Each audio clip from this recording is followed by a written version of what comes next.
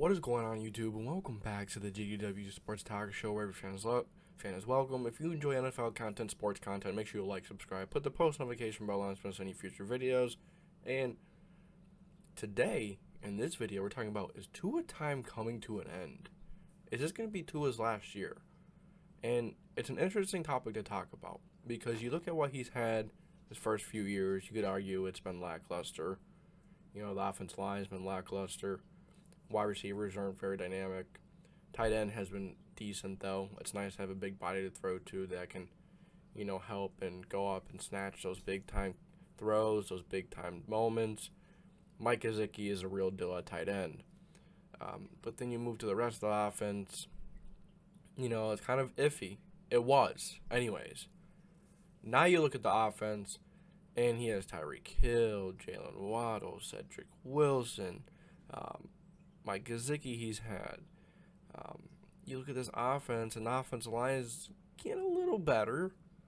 I would like to see the offense continue to improve. But nonetheless, Tua Time is either coming to an end or it's just beginning. Because he needs to be able to show that he can be a franchise guy this year. Because if he can't do it with Tyreek Hill, Jaylen Waddle, Cedirc Wilson, Mike Gesicki, offensive line improving a little bit. He's got some decent running backs now. Chase Edmonds is one of them. He's got a pretty good chance to become a really dynamic quarterback for the Miami Dolphins. Now, will he? We don't know. We got to see how he performs in training camp, how he performs in the season.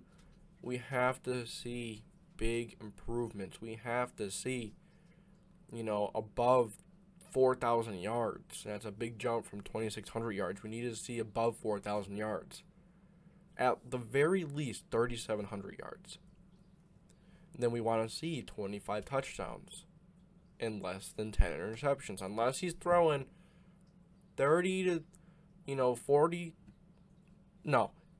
Unless he's throwing 35 touchdowns to 40, we don't want to see more than 10 touchdowns. Or 10 interceptions, I mean. So, we need to see him be more efficient. And he has struggled with throwing to some of the check downs, some simple throws he had struggled with. But now that he has more comfort, now that he is a head coach in a franchise that, a coach that wants him, a coach, without all the drama and whatever was going on with Flores, and you have, a coach from the San Francisco 49ers who was under Kyle Shanahan. That tells you all you need to know. Kyle Shanahan is one of the most decorated play callers and scheme developers in the NFL. He knows how to get the best out of every single player, no matter what their skill set is. He's going to find a way to get them involved. He's going to find a way to get them involved and play the best ball they could. So hopefully that new head coach does that. I believe he could. But we're going to have to see. We're going to have to see what he can do as a head coach now.